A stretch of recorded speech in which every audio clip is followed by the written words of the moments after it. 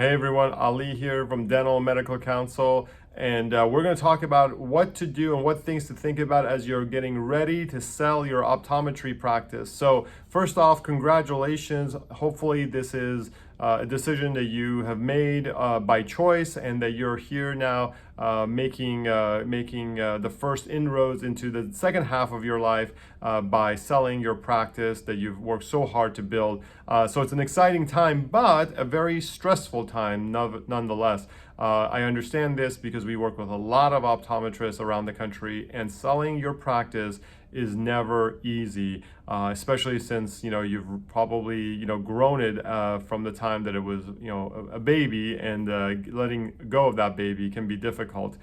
So this is we're going to talk about a couple things that are really important for you to keep in mind as you start this process. And so right off the bat, I want to talk to you about the planning stage. And the planning stage is really more about getting yourself psychologically ready for the sale than anything else. And I kind of joked that when my dad was selling his practice, he was more sad about that than if he had lost one of his children, including me, because he had been with that for 50 years, and it was his practice and it was his baby and all those things, and so psychologically he wasn't really ready to let go.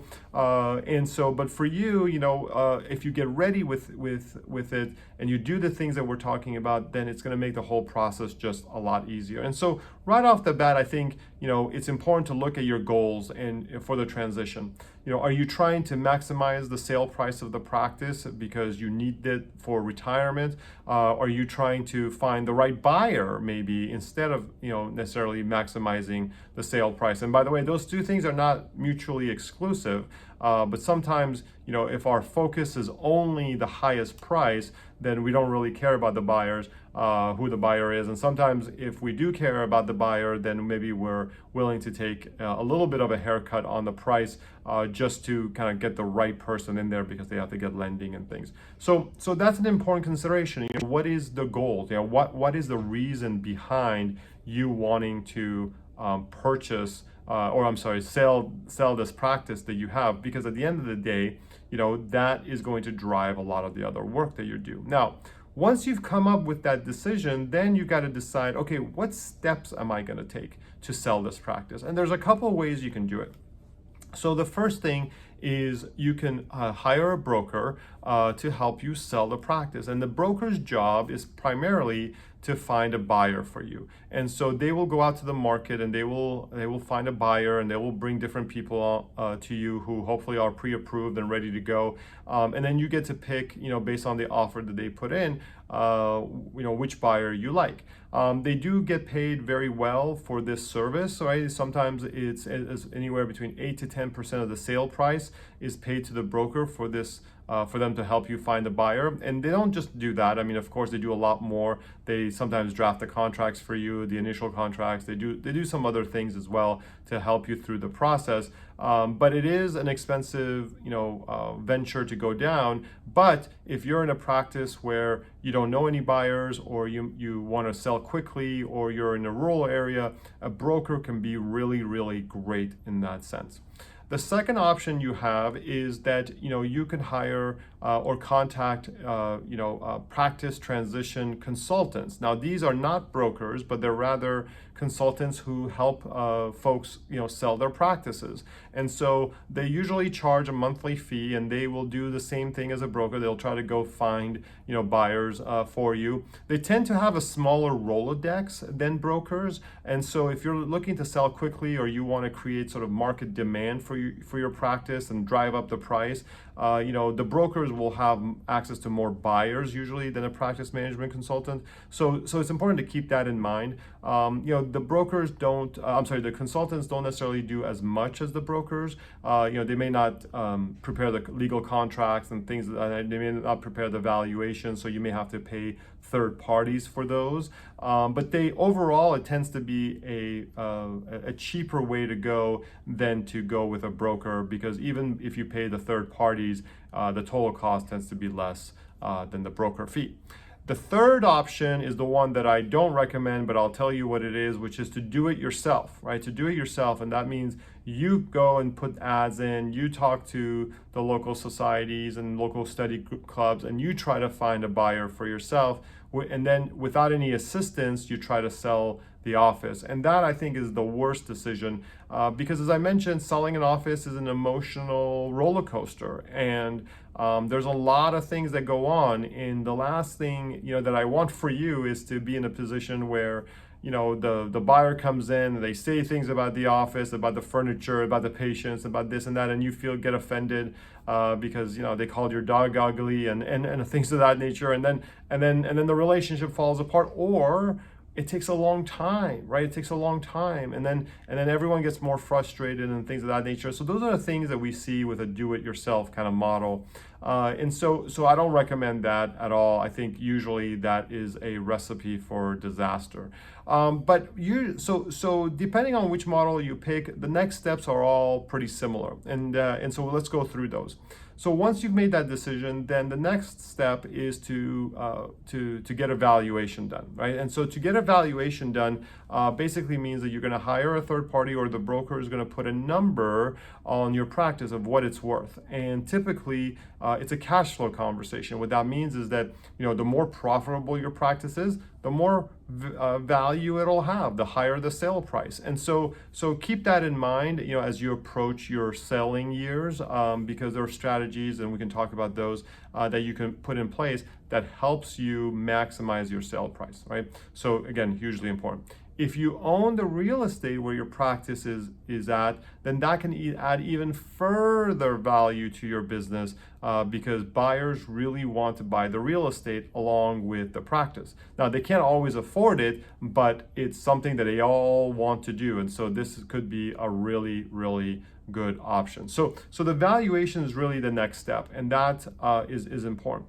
Then once you do that, then we talk about the rest, right? So then it's about identifying a buyer, and then once you've identified the buyer, the process is pretty straightforward. So the first thing is there's a letter of intent, and so a letter of intent is a document that the buyer gives to you, highlighting exactly what it is that they're willing to offer for your office. So they'll give you a price, they'll give you the timeline that they want to buy it, they'll give you other details like, are they going to buy your accounts receivables, are they what are they going to do with all of that info that you've provided them, and they'll make an offer to you, and then you look at that offer, and you can either counter them by saying, you want a higher price, maybe you want to keep the AR, you don't want to sell it to them, and so the data that they have crunched and then put into an LOI with an offer, you can counter,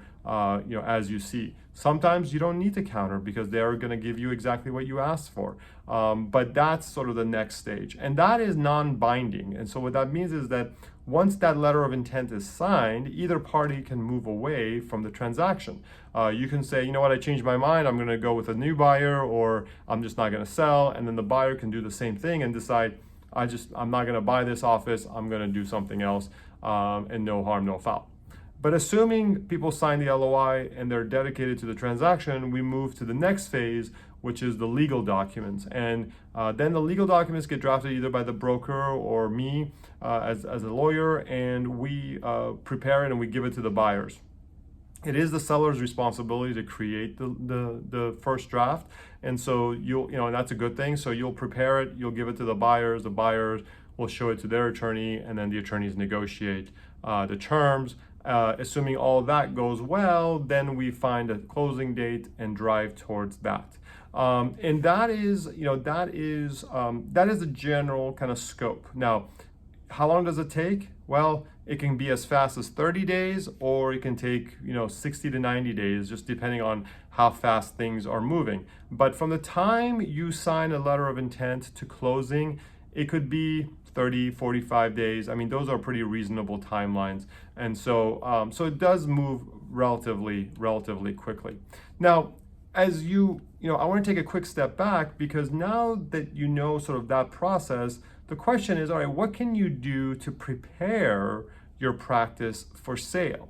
Right? What can you do to maximize the value of your office? And we kind of hinted at it a little bit earlier, but I'm going to go into a little bit more detail. And a lot of this, remember what we talked about, a lot of the value of your practice comes down to cash flow, so profitability. The more profitable it is, the more, right, the more value your practice has. So as you approach your selling years, it's important to start planning for that. Now, if you have a corporation and you're doing the right things and you're running a lot of expenses through your corporations and minimizing your taxes, that's all great, and you should always do that. But as you approach the year that you want to sell, my recommendation is you start to cut that back, okay? And the reason is, especially if you do it 2 years before you start 2 calendar years, that's ideal. But the last full calendar year before the year you sell, so again, the last full calendar year before the year that you're going to sell, it's important to minimize your expenses and show higher profits. Okay, so if you're running your car through there, if you're taking vacations, if you're doing all that stuff and you're running it all through your corporation, cut that off, because every dollar that you save is going to potentially be worth up to 2 times that same amount in value, right? So if you save, let's say, $50,000 in expenses that you're not running through your business anymore, that could be worth up to $100,000 of value to the business. So you might say, Ali, yeah, but I'm going to lose a deduction. You're right, but the deduction is only worth 50% of every dollar. So a $50,000 deduction, let's say it's over a number of things, vacation and cars, but let's say it's $50,000 in total. You only really save $25,000 of tax on that, but you're going to make $100,000. So you can see the delta there is pretty significant. So that's a $75,000 difference. So in my opinion, you cut the expenses, you increase the value of the business, and then you go from there. Hugely advantageous. You have to work with a smart CPA, smart transition consultant to do all of this. If you get pushback from your CPA, it's because they don't understand it, or they don't care, or they're lazy about it, and they don't really want to focus on helping you do that. And so you should start thinking about that, because remember, that's your retirement money. And you might say, well, what's a $50,000? What's $100,000? Is it really worth to do all this?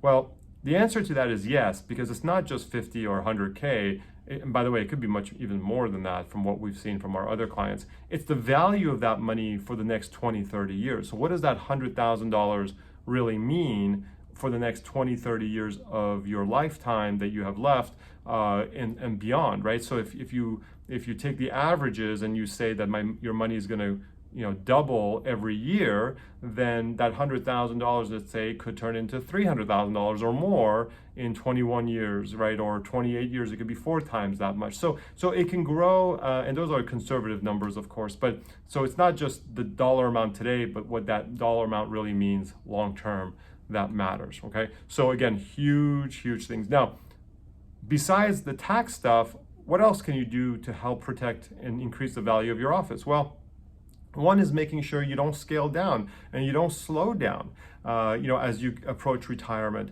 I'd rather you hire an associate and cover your days if you don't want to work as long or as many days, but don't cut back, don't take a ton of vacations and close the office, because again, if your top line revenues fall, then that decreases your profitability.